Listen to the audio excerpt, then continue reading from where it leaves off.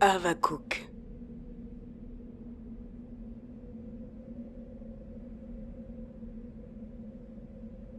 Oracle révélé à Havakouk, le prophète. Jusqu'à quand, ô Éternel? J'ai crié et tu n'écoutes pas. J'ai crié vers toi à la violence et tu ne secours pas.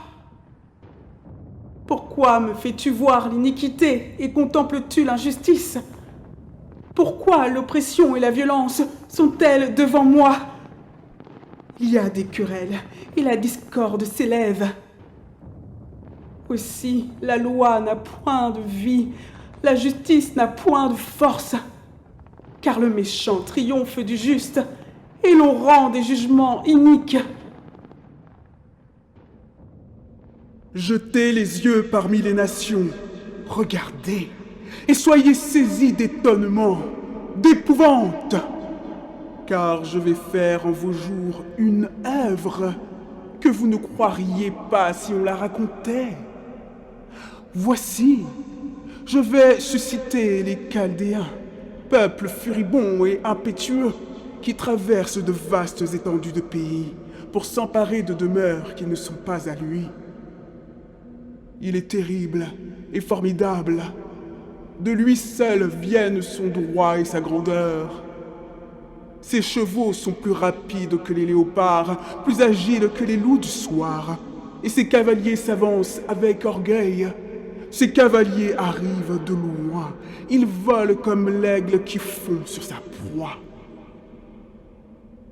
Tout ce peuple vient pour se livrer au pillage. Ses regards avides se portent en avant, et il assemble des prisonniers comme du sable. Il se moque des rois, et les princes font l'objet de ses railleries. Il se rit de toutes les forteresses, il amoncelle de la terre, et il les prend. Alors, son ardeur redouble, il poursuit sa marche, et il se rend coupable. Sa force à lui, voilà son Dieu. N'es-tu pas de toute éternité, Éternel, mon Dieu, mon Saint? Nous ne mourrons pas. Ô Éternel, tu as établi ce peuple pour exercer tes jugements. Ô mon rocher, tu l'as suscité pour infliger tes châtiments. Tes yeux sont trop purs pour voir le mal, et tu ne peux pas regarder l'iniquité. Pourquoi regarderais-tu les perfides et te tairais-tu quand le méchant dévore celui qui est plus juste que lui? Traiterais-tu l'homme comme les poissons de la mer, comme le reptile qui n'a point de maître? Il les fait tous monter avec la meçon. Il les attire dans son filet. Il les assemble dans ses raies. Aussi est-il dans la joie et dans l'allégresse. C'est pourquoi il sacrifie à son filet. Il offre de l'encens à ses raies. Car par eux sa portion est grasse et sa nourriture succulente. Videra-t-il pour cela son filet? Et toujours égorgera-t-il sans pitié les nations?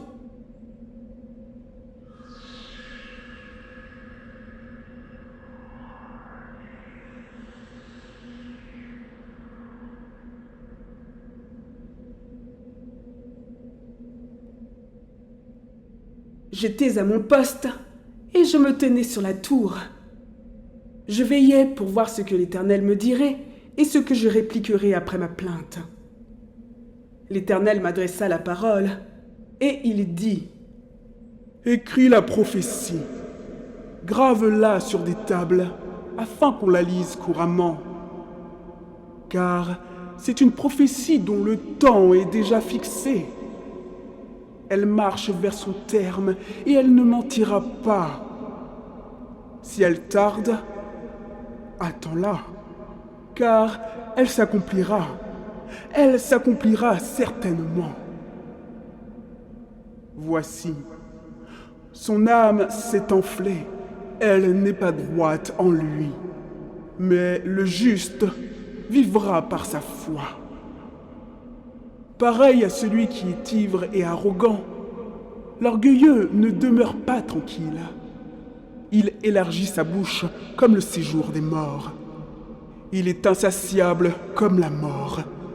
Il attire à lui toutes les nations. Il assemble auprès de lui tous les peuples. Ne sera-t-il pas pour tous un sujet de sarcasme, de raillerie et d'énigme? On dira: malheur à celui qui accumule ce qui n'est pas à lui. Jusque à quand? Malheur à celui qui augmente le fardeau de ses dettes. Tes créanciers ne se lèveront-ils pas soudain? Tes oppresseurs ne se réveilleront-ils pas? Et tu deviendras leur proie. Parce que tu as pillé beaucoup de nations, tout le reste des peuples te pillera, car tu as répandu le sang des hommes. Tu as commis des violences dans le pays contre la ville et tous ses habitants.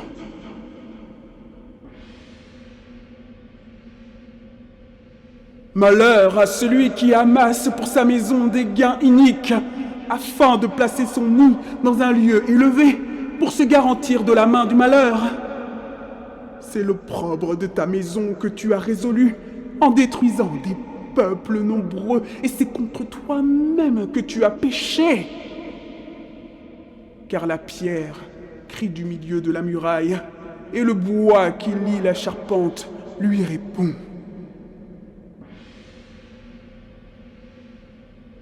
Malheur à celui qui bâtit une ville avec le sang, qui fonde une ville avec l'iniquité.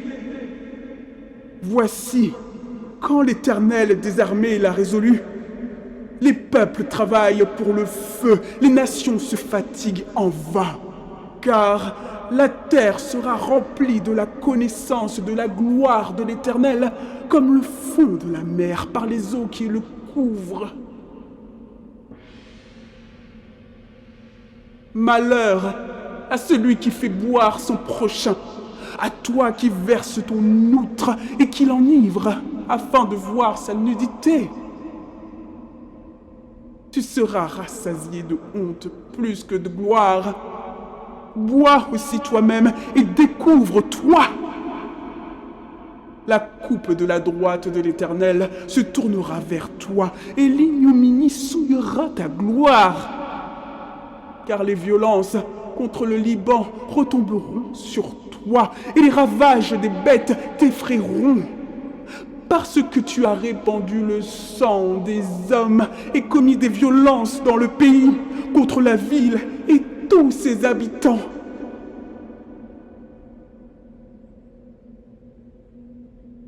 À quoi sert une image taillée pour qu'un ouvrier la taille? À quoi sert une image en fonte et qui enseigne le mensonge? Pour que l'ouvrier qui l'a faite place en elle sa confiance, tandis qu'il fabrique des idoles muettes. Malheur à celui qui dit au bois: lève-toi, à une pierre muette: réveille-toi. Donnera-t-elle instruction? Voici, elle est garnie d'or et d'argent, mais il n'y a point en elle un esprit qui l'anime. L'Éternel est dans son saint temple, que toute la terre fasse silence devant lui.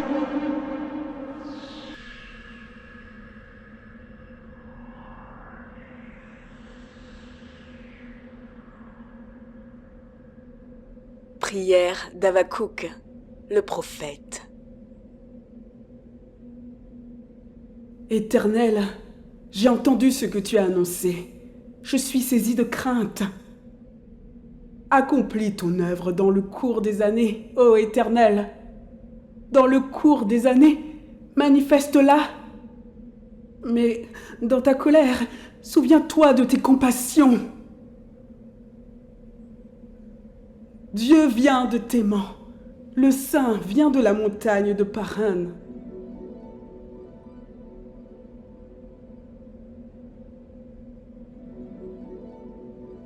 Sa majesté couvre les cieux et sa gloire remplit la terre. C'est comme l'éclat de la lumière, des rayons partent de sa main. Là réside sa force. Devant lui marche la peste, et la peste est sur ses traces. Il s'arrête, et de l'œil il mesure la terre. Il regarde et il fait trembler les nations. Les montagnes éternelles se brisent, les collines antiques s'abaissent, les sentiers d'autrefois s'ouvrent devant lui. Je vois dans la détresse les tentes de l'Éthiopie, et les tentes du pays de Madian sont dans l'épouvante. L'Éternel est-il irrité contre les fleuves? Est-ce contre les fleuves que s'enflamme ta colère, contre la mer que se répand ta fureur, pour que tu sois monté sur tes chevaux, sur ton char de victoire? Ton arc est mis à nu. Les malédictions sont les traits de ta parole.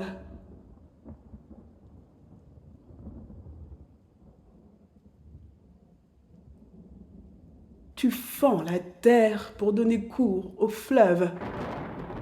À ton aspect, les montagnes tremblent, des torrents d'eau se précipitent, l'abîme fait entendre sa voix, il lève ses mains en haut. Le soleil et la lune s'arrêtent dans leur demeure, à la lumière de tes flèches qui partent, à la clarté de ta lance qui brille. Tu parcours la terre dans ta fureur, tu écrases les nations dans ta colère. Tu sors pour délivrer ton peuple, pour délivrer ton loin. Tu brises le faîte de la maison du méchant, tu la détruis de fond en comble.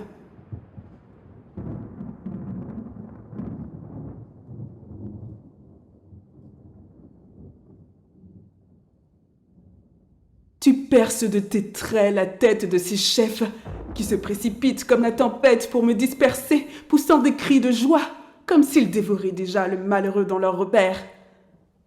Avec tes chevaux, tu foules la mer, la boue des grandes eaux. J'ai entendu, et mes entrailles sont émues. À cette voix, mes lèvres frémissent, mes os se consument, et mes genoux chancellent. En silence, je dois attendre le jour de la détresse, le jour où l'oppresseur marchera contre le peuple. Car le figuier ne fleurira pas, la vigne ne produira rien, le fruit de l'olivier manquera, les champs ne donneront pas de nourriture, les brebis disparaîtront du pâturage, et il n'y aura plus de bœufs dans les étables. Toutefois, je veux me réjouir en l'Éternel. Je veux me réjouir dans le Dieu de mon salut. L'Éternel, le Seigneur, est ma force. Il rend mes pieds semblables à ceux des biches et il me fait marcher sur mes lieux élevés.